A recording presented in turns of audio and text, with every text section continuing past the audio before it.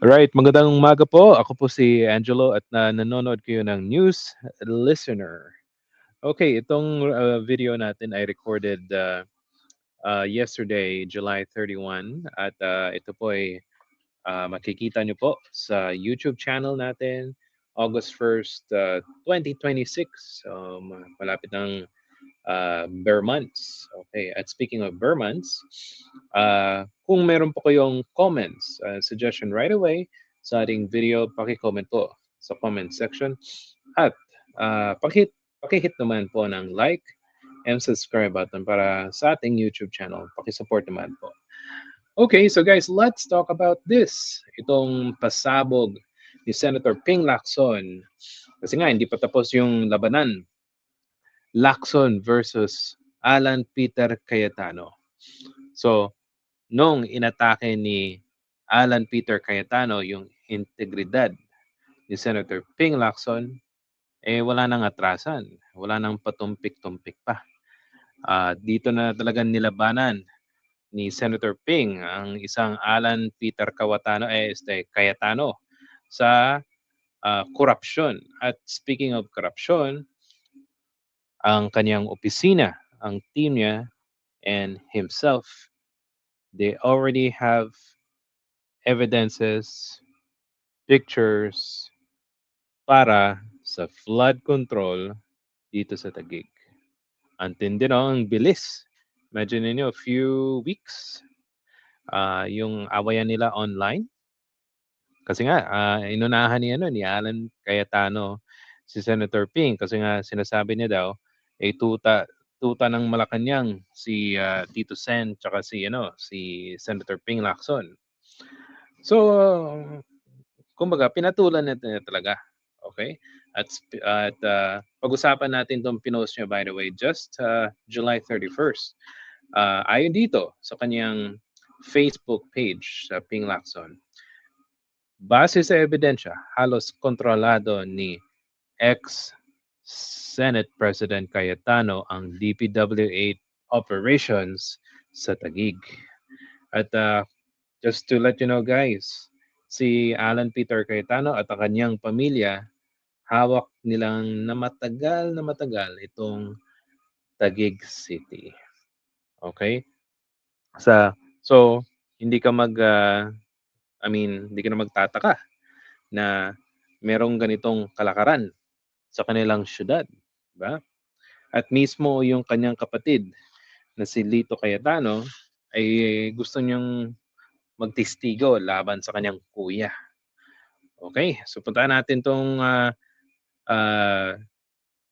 dito sa right side corner. Ayon kay Senator Ping Lacson, ang kalakaran sa Taguig kontrolado ng isang tao.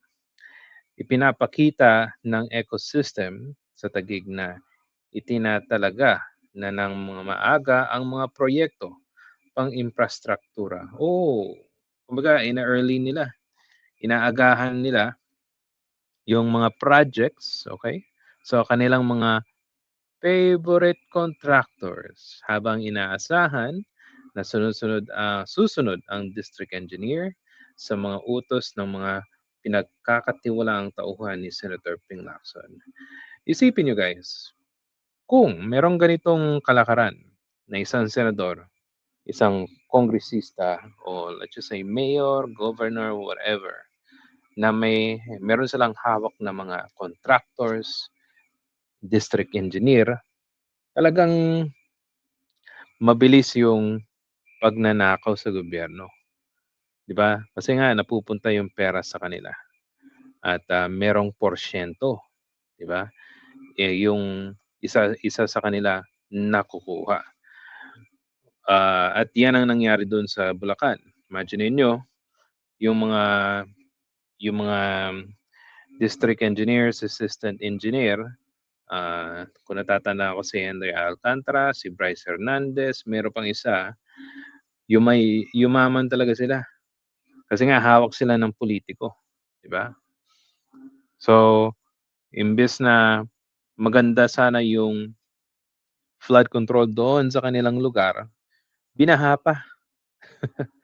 At sa Taguig, may mga lugar talagang binabaha. Hindi lang po sa ano, sa mga siyudad. Siyempre, ang mga areas na hindi talaga nakikita ng isang Alan Peter Cayetano. So, let's go take a look.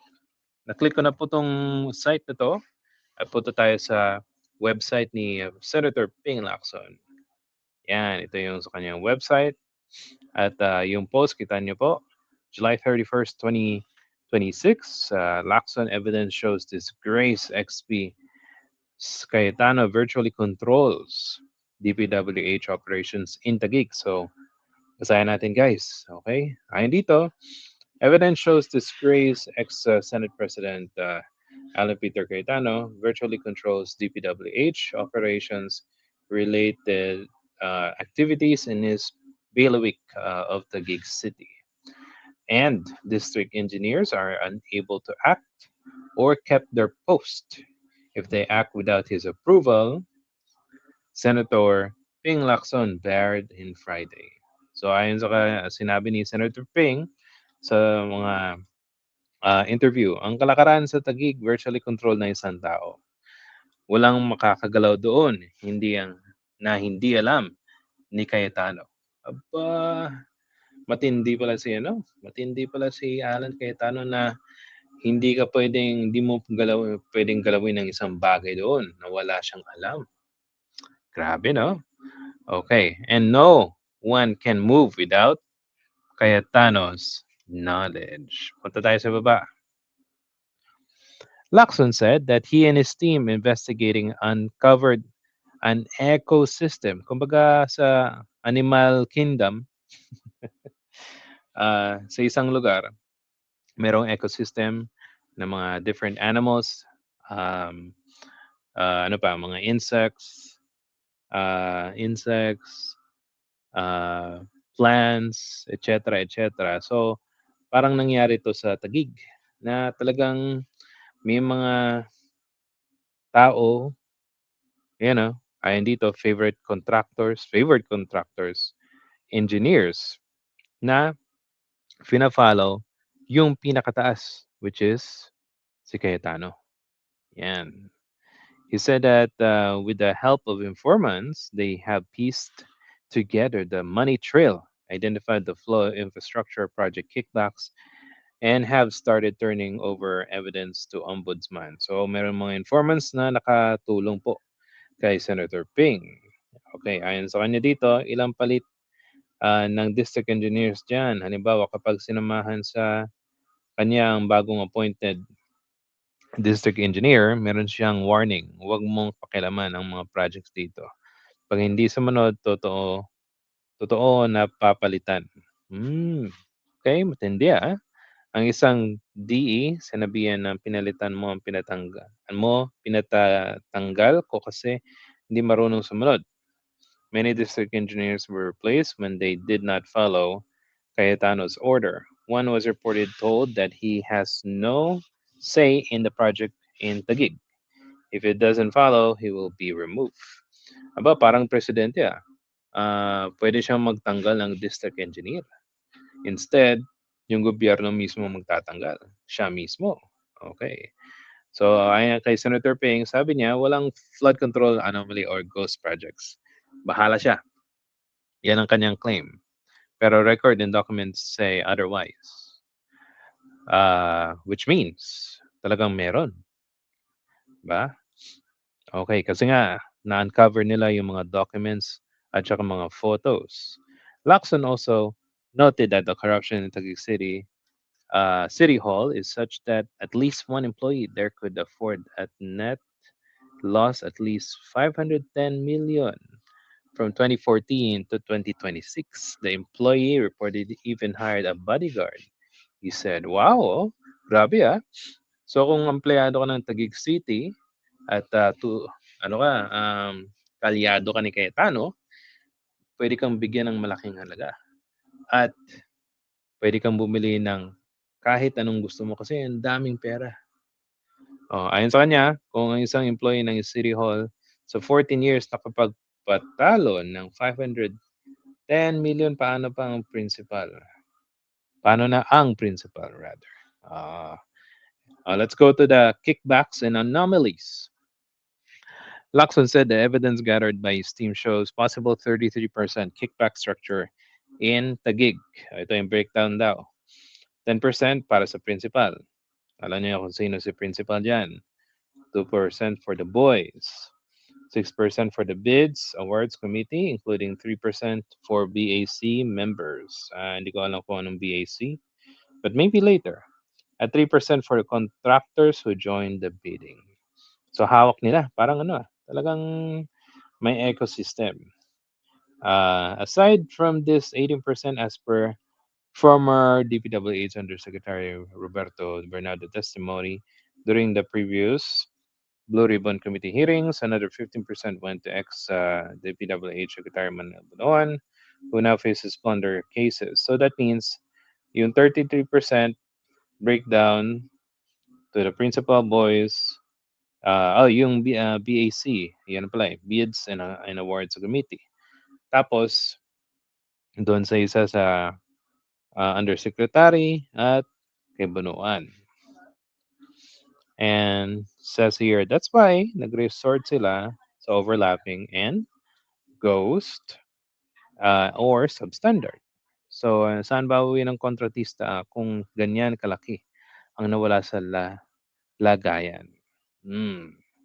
And they are at the mercy. Sa Tagig, pagbagsak ng funds, predetermined na sino ang contractor. Dinidikta na. That means, meron ng project, kung sino ang contractor, at ang pera, nandun na. Grabe. Okay, Lacson reiterated that based on at least 5 case studies he and his team have done so far, anomalies include, ito yung mga anomalies daw, recycling of photo for billing and collection, with some photos with the dates and some details altered by the same DPWH geotagging data. Aba, grabe ah. So kumbaga, nire-recycle nila yung mga pictures para sa billing at collection. Kumbaga, dun sila kumikita. Grabe. Double appropriation for the same project. Okay, so that means they added the same, lagay sila ng napakalaking pera para sa same project na meron naman pera na. And then, overlapping of spans, so slope protection, including along the Taguig River that may have cost government hundreds of million pesos. So gumawa sila ng ganyan. Now here, kitang-kita natin yung picture guys. Palaki natin. Hopefully mo na. Hopefully lumaki. Ayaw eh. Well, anyway, so basahin na lang natin. 4 different slope protection across different sites awarded for four different contractors. Used the same geotag photo and were all reported as completed, billed, and paid. So that means itong pictures na ito nakikita natin. Same pictures, but pretty much 4 contractors. Ang matindi, tinag nila or nireport nila na completed, billed, and unpaid. So, sa inyong palagay, kitang-kita ba dito na completed ba 'to? Parang hindi, 'di ba? Mismong, picture nito, hindi talaga, ah, hindi siya, you know, hindi pinapakita na kumpleto na. Kumbaga ano pa lang, kitang-kita niyo pa lang yung bakal do'n. 'Yan, ito pa, contractor A, contractor B, same picture, first progress billing report. So, ito yung probably location. Oh, GPS location 'yan. So, ang picture is 2025, March. Tapos, another picture galing sa different contractor, June 16, 2025. So, talagang may kabulustugan ang nangyayari dito sa Taguig, 'di ba? Okay, now some contractors involved in Taguig's project includes those owned by Discayas. Wow. Okay. So nandito rin Discaya, yung okay, meron top-notch catalyst, Corcheck, Tucha, and Dal. Okay, so there are different contractors, including itong Diskaya. Okay, and Lacson and his team expect to add their findings after David H. Vince Deason called him and assured him that the department support in gathering documents and other pieces of evidence. Okay, that's good. Kumbaga, with the help of Secretary Vince Deason, so mas mapapadali ang pag-gather po ng mga ebidensya laban sa grupo ni Cayetano. Meanwhile, Lacson said the investigation will not stop in Taguig. So sabi niya, to satisfy him, no. To satisfy the public, yes. Okay. And he also said Cayetano should learn a lesson from the mess he made. Ayon kay Senator Ping, kung ikaw ang maraming issue sa katawan, huwag kang magbabato. Magbabat, huwag kang magbabato. Yan ang isang lesson na dyan na magbabalik sa iyo at binato mo. Actually, nakita yung ano eh. Ito. Pakita ko sa inyo guys. Galing to sa interview ni Sir Ted Filon at DJ Chacha dito sa related flood control scandal or issue sa Taguig. Sa isa pong kanyang binabanggit po sa kanyang Facebook Live na ito na ho yung grand plan para ho siya din makulong. Ewan ko sa kanya. Pero siya yung nag-trigger. Kaya ako pinarioritize yung Taguig. Kasi hindi naman siya na-provoke. Ba't niya yatak yung integridad ko? Nasabi ko na rin siya Ted at kay DJ Chacha, di ba? Ito lang yung namana ko sa mga magulang ko Huwag mong atakihin. Kasi kung guilty ako, hindi ako kikibo, makipag-areglo ko sa'yo. Pinakikita ko sa kanya na hindi ako guilty doon sa kanyang insinuation na meron nung katiwalian. Kaya challenge kita, sige, maglabasan tayo kasi alam ko wala kang maibabato sa akin. Kasi alam mo, Ted, dalawa yan eh. Pag binatikos mo isang tao at guilty yon, hindi yung kikibo eh. Makipag-reglo yun eh. Please naman, wag mo nang anuhin. Pero pagka hindi guilty yung tao na inatake mo, lalabanan ka nun. Yun ang ginawa ko. I stood my ground and I challenged him at binalik ko sa kanya. Kaya kung ikaw, marami kang issue sa iyong katawan, huwag kang mambabato. Yan. Yan ang isang lesson dyan. Kasi babalik at babalik sa iyo yung mga binabato mo. Yan na nga. Sa mga na-discover namin, di ba, nakapag-tweet na rin ako, shoot sa kaldero. Aray, shoot sa kaldero. O yan. So, madadagdagan siguro yung P sa BGMP. Bong Revilla, Jinggoy, Marcoleta, at Alan Peter. Ano sa tingin niyo, guys? Okay. Ang gusto ko sa